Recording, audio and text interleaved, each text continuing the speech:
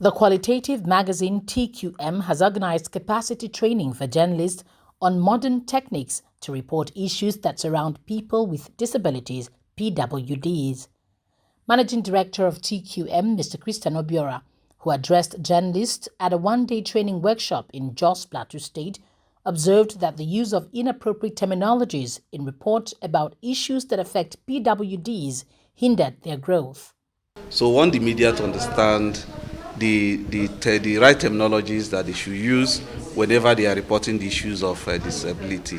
And we also want the media to understand the Disability Act, because we have a National Disability Act, and we believe that media as the key stakeholders. With the media, the public will be well educated about the provisions of that act, and with the media, we also believe that our message will go faster and our message will get to the right places, and we believe that media will help us to hold the government accountable for the implementation of the act, and the media will also help us to get the public to understand the provisions of the act. Mr. Longi Josiah, Associate of Lawyers with PWDs, said that would create relevant awareness of the rights of every PWDs and punishment for offences of such laws.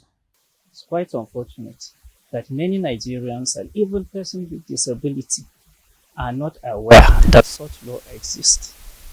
And so also they are not even aware that they have rights that are worthy of protection, which in case of violation or a contravention, they may seek for a redress.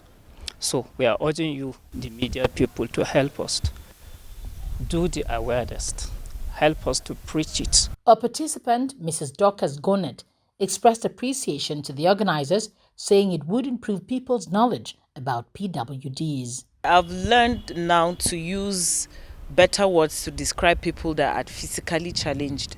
Instead of saying a crippled or a deaf or a dumb person, I can say he's visually impaired or hearing impaired. Instead of saying dwarf, I would rather say he's a short person.